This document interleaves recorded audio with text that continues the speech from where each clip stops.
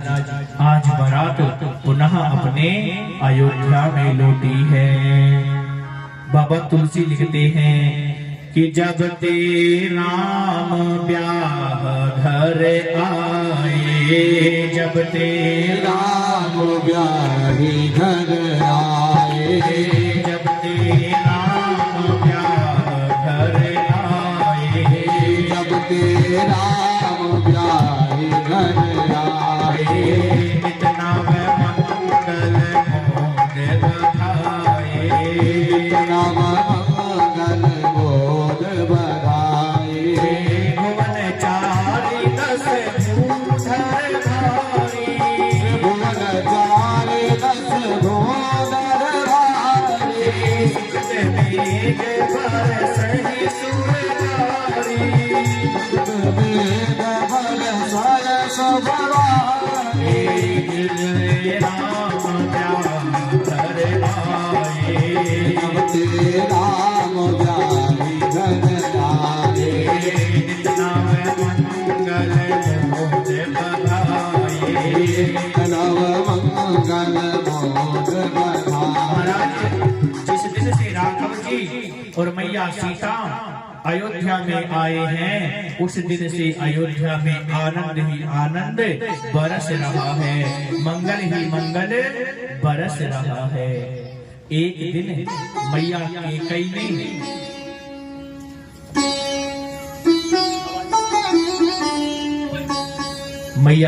ने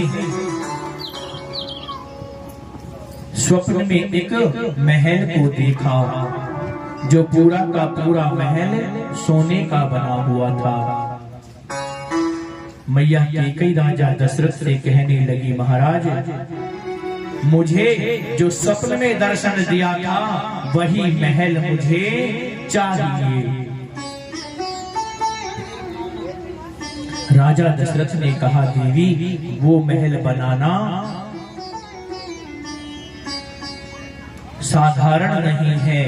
पर मैया तो बड़ी जिद करने लगी, हमें तो वही महल चाहिए जो महल हमने स्वप्न में देखा था।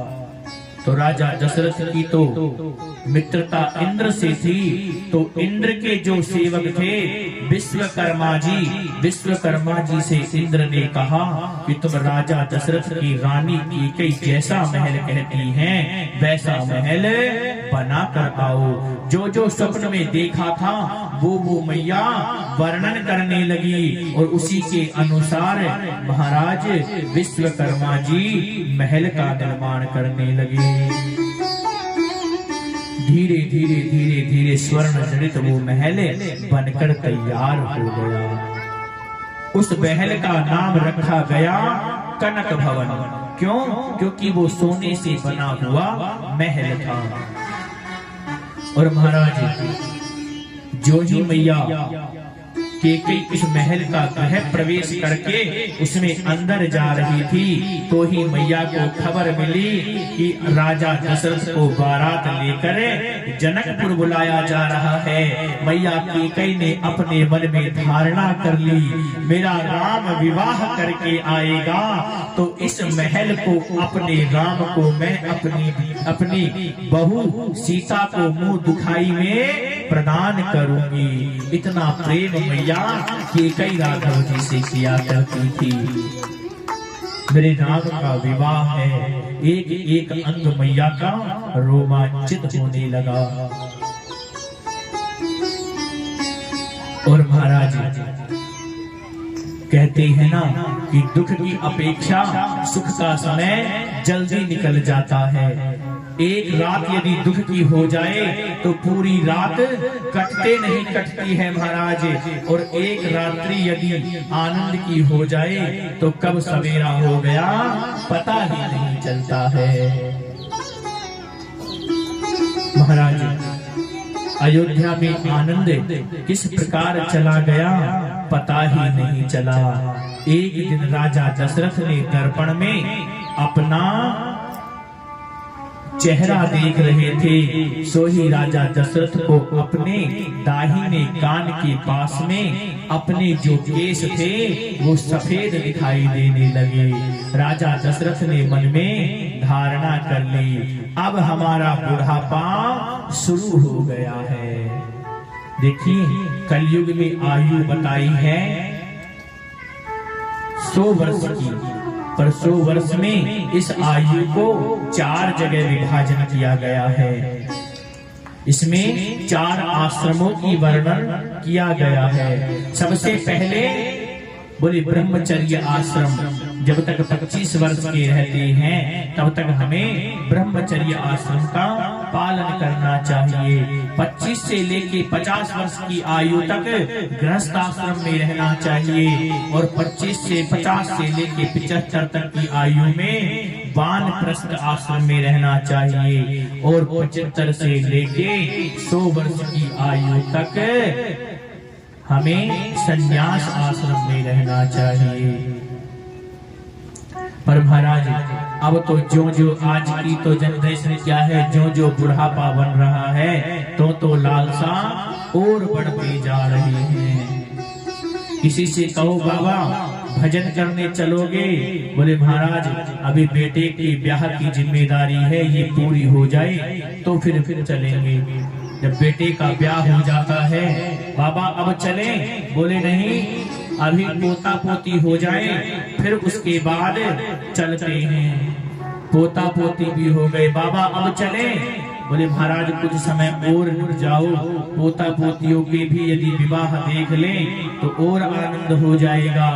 उनका भी विवाह हो गया, फिर कहें बाबा अब, बोले महाराज बड़ पोते का यदि मुंह देख लूंगा तो फिर सोने की सीढ़ी पे चढ़ जाऊंगा, इनका और चेहरा देख लेने दो। हमने कहा बाबा बड़ पोते का मुंह देखकर सोने की सीढ़ी चढ़े या ना चढ़े, भगवान के यहाँ तेरा समय पूरा हो गया, अब तो वहाँ चढ़ाई करनी ही करनी पड़ेगी। पर महाराज दशरथ तो ज्ञानी हैं, दशरथ ने देख लिया अब हमारा चौथापन शुरू हो गया है। तो महाराज गुरु वशिष्ठ के सामने जाते हैं। गुरुदेव हमें लगता है कि सारी प्रजा राम को बहुत प्रेम करने लगी है, पूरा का पूरा अयोध्या का वातावरण राममय हो चुका है। हमें शुभ मुहूर्त देखकर राम को अवध के युवराज के रूप में घोषित कर देना चाहिए। जैसे ही कहा कि राम को युवराज बना देंगे, गुरु वशिष्ठ तो खिलकर एकदम से गदगद हो गए। मेरा शिष्य आज अवध के सिंहासन पर बैठेगा, अपने भाग्य की सराहना करने लगे। अरे भगवान तूने कितना बड़ा सौभाग्य दिया है, जो मेरे द्वारा पढ़ाया हुआ मेरा नन्हा सा शिष्य आज इस अयोध्या का नरेश बन जाएगा। राघव जी भी कहते हैं, ओ सत्य गुरु तुम्हारे प्यार ने जीना सिखा दिया है, सत्य गुरु तुम्हारे प्यार ने जीना सिखा दिया है। बाबा तुम्हारे प्यार ने जीना सिखा दिया है, बाबा तुम्हारे प्यार ने जीना सिखा दिया है। बाबा तुम्हारे प्यार ने जीना सिखा दिया है, बाबा तुम्हारे प्यार ने जीना सिखा दिया है। भक्ति का जाम आपने, भक्ति का जाम आपने, भक्ति का जाम आपने, भक्ति का जाम आपने ऐसा खिला दिया है। तुम्हारे प्यार ने जीना सिखा दिया है। बाबा तुम्हारे प्यार ने जीना सिखा दिया है, बाबा तुम्हारे प्यार ने जीना सिखा दिया है।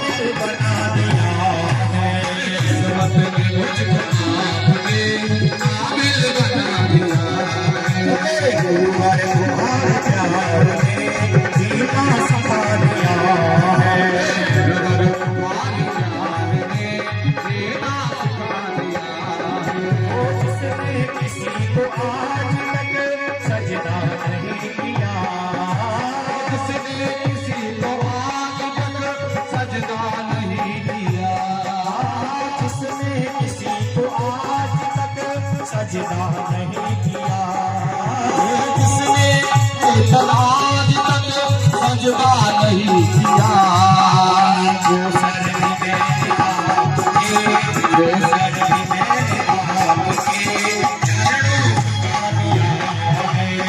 वो सर भी मैंने आपके चरणों झुका दिया है। जीना सिखा दिया है, बाबा तुम्हारे प्यार ने जीना सिखा दिया है। भक्ति का जाम आपने ऐसा पिला दिया है। भक्ति का नाम आपने ऐसा पिला दिया है। मेरे सतगुरु तुम्हारे प्यार ने जीना सिखा दिया है। सतगुरु तुम्हारे प्यार ने जीना सिखा दिया है। जीना सिखा दिया है।